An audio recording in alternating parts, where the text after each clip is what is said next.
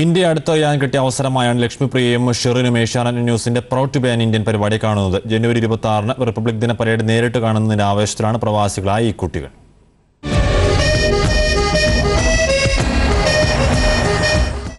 താമസിക്കുന്നതും പഠിക്കുന്നതും വിദേശത്താണെങ്കിലും ഇന്ത്യ എന്ന രാജ്യം എന്നും ആവേശമായിരുന്നു ഈ കുട്ടികൾക്ക്.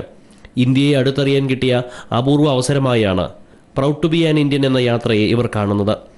ദില്ലിയിൽ ഇതുവരെ പോയിട്ടില്ല. അബുദാബി എമിറേറ്റ്സ് ഫ്യൂച്ചർ ഇന്റർനാഷണൽ അക്കാദമിയിൽ പഠിക്കുന്ന കുന്നംകുളം സ്വദേശിനിയായ ലക്ഷ്മി ശശിധരൻ അതിനൊരു അവസരം കിട്ടിയതിൽ വലിയ സന്തോഷവുമുണ്ട്.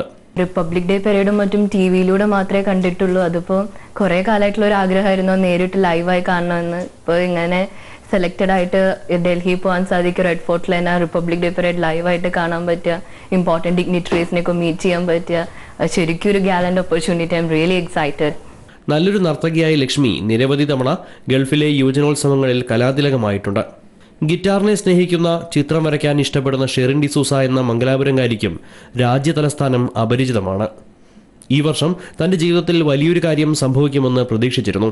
അതാണ് പ്രൗഡ് ടു ബി ആൻ ഇന്ത്യനിലൂടെ സംഭവിക്കുന്നതെന്നാണ് ഷെറിൻ പറയുന്നത്.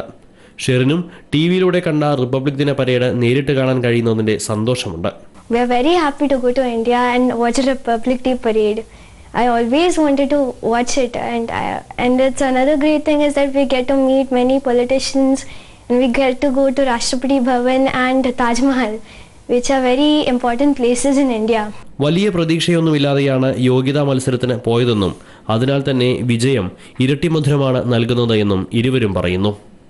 Satheesh, Asianet news, Dubai.